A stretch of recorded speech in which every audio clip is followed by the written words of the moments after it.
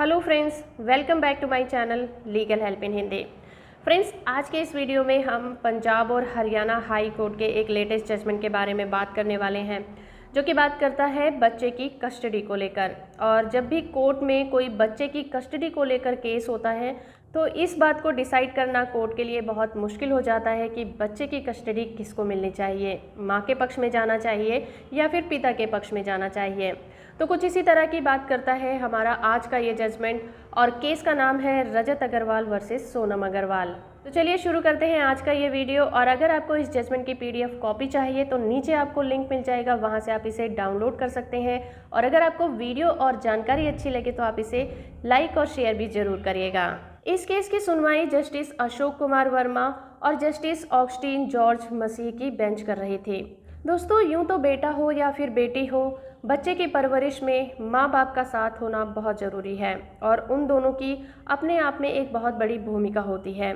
लेकिन अगर किसी वजह से दोनों के बीच में कोई डिस्प्यूट हो जाता है और उन्हें अलग रहने के लिए मजबूर होना पड़ता है, तो बात आती है बच्चे की कस्टडी को लेकर और इसके बारे में हमारा कानून क्या कहता है। क्योंकि जब बात आती है बच्चे की कस्टडी को लेकर तो ये एक बहुत ही बड़ी बहस का मुद्दा बन जाता है कि बच्चे की कस्टडी किसके फेवर में होनी चाहिए, माँ के फेवर में या फिर पिता के फेवर में। कुछ इसी तरह का मुद्दा उठाता है हमारा आज का ये जजमेंट, रजत अग्रवाल वर्सेस सोनम अग्रवाल का केस के बैकग्राउंड की बात करें तो एक 13 साल की बच्ची के पिता ने फैमिली कोर्ट गुरुग्राम में बच्चे की कस्टडी के लिए केस को फाइल किया था और दोनों पार्टीज को सुनने के बाद फैमिली कोर्ट ने बच्चे की कस्टडी मां के हक में सुनाई थी और ये फैसला 30 मई 2017 को दिया गया था। इसलिए पिता ने फैमिली कोर्ट एक्ट 1984 के सेक्शन 19 क्लॉज 1 के तहत एक एप्लीकेशन को दायर किया था।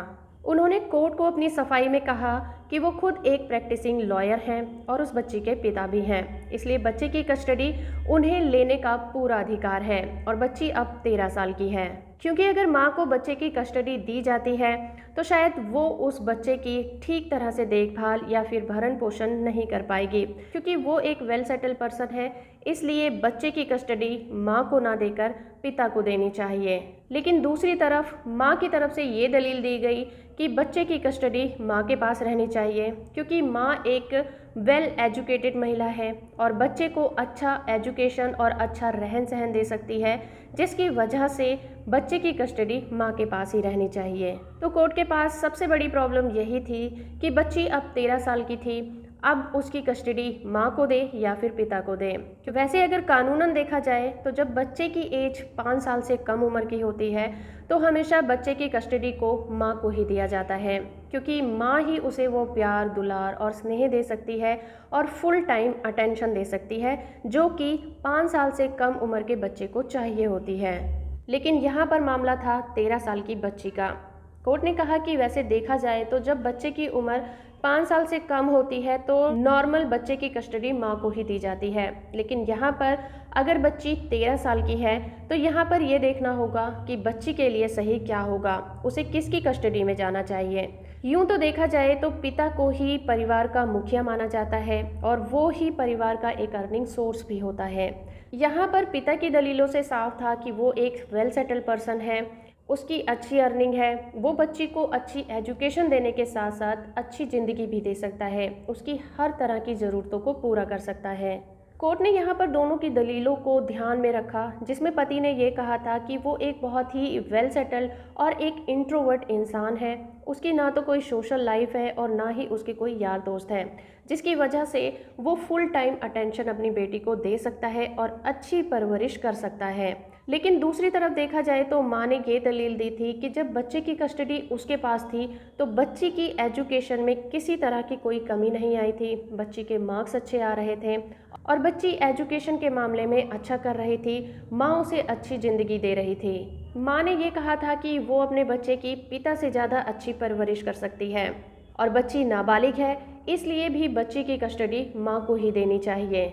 ऑनरेबल हाई कोर्ट ने कहा कि बच्चे के पैदा होने से लेकर उसको बड़ा करने में जो भूमिका माँ की होती है उस पर कभी भी कोई डाउट नहीं किया जा सकता। एक माँ के प्यार, दुलार और सेक्रीफाइसेस पर किसी तरह का अंकुश नहीं लगाया जा सकता।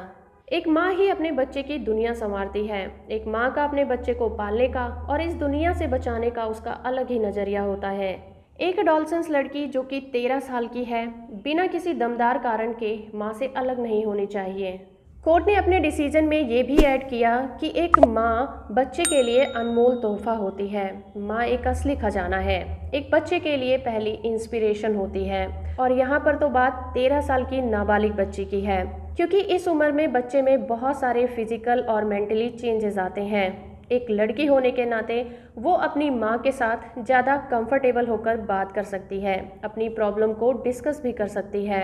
अपने बदलावों के बारे में उसे अपनी माँ से बात करने में झिझक महसूस नहीं होगी, क्योंकि एक एडोलसेंस गर्ल के लिए और उसकी बढ़ती ग्रोथ के लिए उसकी माँ का साथ होना बहुत ज़रूरी है। इसलिए कोर्ट ने बच्ची की भलाई के लिए उसकी कस्टडी उसकी माँ को दी और पिता को महीने में 2 बार उससे मिलने की इजाज़त दी। और टाइम और जगह के बारे में उन्होंने ये कहा कि वो इस बारे में आपसी सहमति से डिसाइड कर लें कि उन्हें कहाँ और कब मिलना है। तो फ्रेंड्स, ये था Punjab and Haryana high court का एक लेटेस्ट जजमेंट बच्चे की कस्टडी को लेकर, जो हमें ये बताता है कि एक बच्चे की परवरिश में माँ और बाप दोनों का कितना बड़ा हाथ होता है।